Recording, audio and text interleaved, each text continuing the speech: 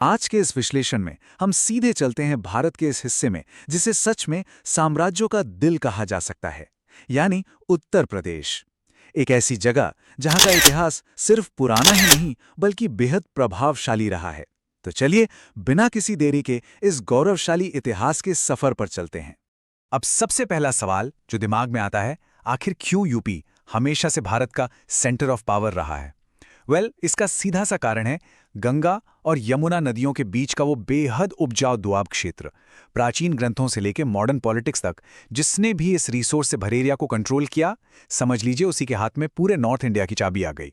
तो चलिए इस कहानी की शुरुआत करते हैं गुप्त साम्राज्य के उदय से, जिसे भारत का स्वर्ण युग या गोल्डन एज भी कहा जाता है।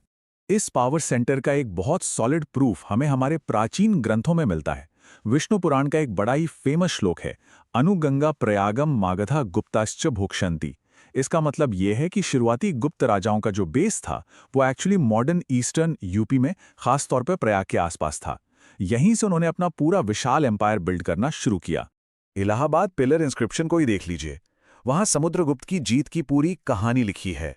उन्हें तो नेपोलियन ऑफ इंडिया तक कहा गया है, जिन्होंने अपने प्रयाग स्ट्रांगहोल्ड से पूरे उत्तर और मध्य भारत को एक किया। और कमाल की बात यह है कि उन्हीं के बाद आए चंद्रगुप्त द्वितीय यानी विक्रमादित्य, जिनका राज यूपी के बड़े हिस्से पर था। इन्हीं के दरबार में कालिदास जैसे महान विद्वान हुआ करते थे।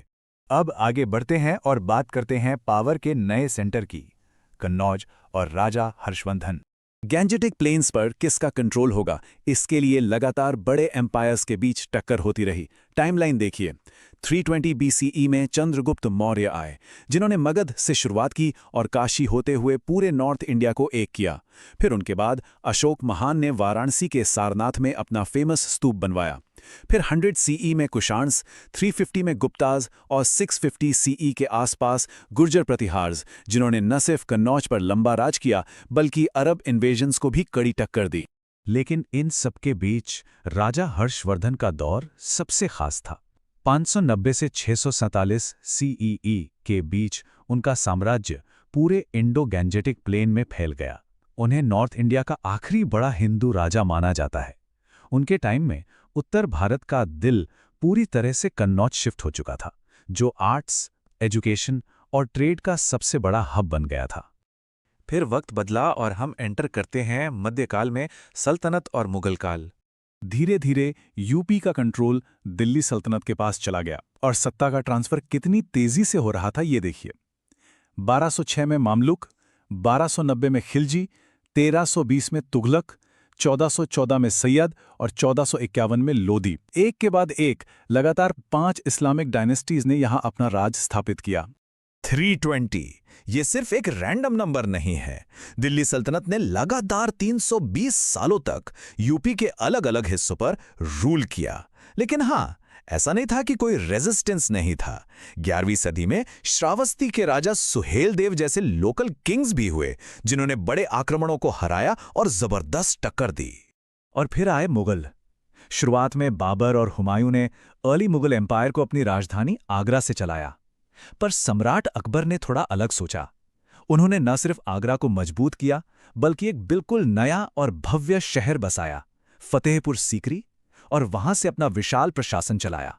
लेटर मुगल पीरियड आते आते आर्किटेक्चर और पॉलिटिक्स दोनों में काफी बड़े बदलाव देखने को मिलते हैं।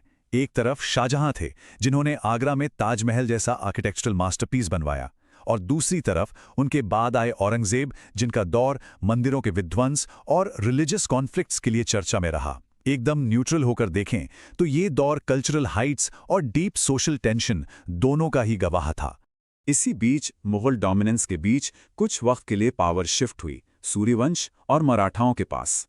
1540 का वो टाइम था जब अफगान रूलर शेरशाह सूरी ने यूपी टेक ओवर कर लिया। उन्होंने ही यहां से ग्रैंड ट्रंक रोड जैसा मैसिव प्रोजेक्ट बनवाया था और प्रशासन में बड़े सुधार किए। फिर उनके prime minister Hemu basically they facto ruler बन गए थे, जिन्हें पुराना किला में विक्रमादित्य की ऐतिहासिक उपाधि मिली। ये शॉर्ट इंटरप्शंस थे, पर इनका इम्पैक्ट बहुत बड़ा था। और जब 18वीं सदी के मिड में मुगलों का पतन शुरू हुआ तो उस पावर वैक्यूम को भरा मराठा आर्मी ने। उन्होंने रोहिल्लाओं को हराकर रोहिलखंड पर डायरेक्टली कंट्रोल कर लिया। यानी अंग्रेजों के आने से ठीक पहले इस रीजन में मराठा एक बहुत बड़ी और निर्णायक फोर्स बन चुके थे। और अब हम आते हैं उस दौर पर जिसने सब कुछ बदल कर रख दिया, 1857 की महान क्रांति। लेकिन उससे पहले ये जानना दिलचस्प है कि इस रीजन का नाम कैसे इवॉल्व हुआ। अंग्रेजों ने 1836 में इसे नॉर्थ वेस्टर्न प्रोविंसेस का नाम दिया। फिर 1902 में ये हुआ United provinces of Agra and Awadh, और फाइनली आज़ादी के बाद 1950 में इसे अपना आज का नाम मिला, हमारा उत्तर प्रदेश। 1857 के रिबेलियन में यूपी पूरी तरह से एक वॉर जोन था। सोचिए, मेरठ में मंगल पांडे ने जो आज़ादी की चिंगारी लगाई, झांसी में महान वीरांगना रानी लक्ष्मीबाई ने अंग्रेज़ों के जो छक्के छुड़ाए, और कानपुर से लेकर लखनऊ तक लोकल्स और सिपाहियों ने जो टक्कर दी, वो सच में अदम्य साहस का प्रतीक है। यूपी की वो मिट्टी ही थी जहां से आज़ादी का पहला बड़ा संग्राम शुरू हुआ। और 1942 के क्विट इंडिया मूवमेंट में तो एक कमाल की चीज हुई। बलिया डिस्ट्रिक्ट के लोगों ने लिटरली ब्रिटिश अथॉरिटी को पूरी तरह से उखाड़ फेंका और अपना खुद का इंडिपेंडेंट एडमिनिस्ट्रेशन चालू कर दिया। तभी से इस जगह को बागी बलिया यानी रिबेल बलिया कहा जाता है। ये वाकई में रोंगटे काड़े कर देने वाला इतिहास है। अब बात करते हैं आज़ादी के बाद के दौर की, हमारे मॉडर्न उत्तर प्रदेश की। मॉडर्न हिस्ट्री में भी यूपी का पॉलिटिकल डोमिनेंस उतना ही स्ट्रांग है। इस स्टेट ने अकेले भारत को 7 प्राइम मिनिस्टर्स दिए हैं। लेकिन पॉलिटिकल पावर के साथ साथ स्टेट ने काफ़ी कॉम्प्लेक्स सोशल चैलेंजेस भी फेस किए हैं, जैसे 1992 की बाबरी मस्जिद डिमोलिशन की घटना, और फिर 2019 में आया अयोध्या पर सुप्रीम कोर्ट का हिस्टोरिक सेटलमेंट। ये फैक्ट्स क्लियरली दिखाते हैं कि यूपी का इम्पैक्ट पॉलिटिक्स और सोसाइटी दोनों पर कितना गहरा है। तो अब जरा सोचिए, प्राचीन गुप्त राजाओं से शुरू होकर आज के मॉडर्न पॉलिटिकल मूवमेंट्स तक, जिस स्टेट का इतिहास इतना एक्शन पैक्ड रहा हो, वो आगे आने वाले वक्त में भारत की डेस्टिनी को कैसे शेप करेगा। ये साम्राज्यों का दिल हमेशा धड़कता रहेगा और देश की दिशा तय करता रहेगा। मुझे उम्मीद है कि इस विश्लेषण से आपको इस गौरवशाली इतिहास को समझने में मदद मिली होगी।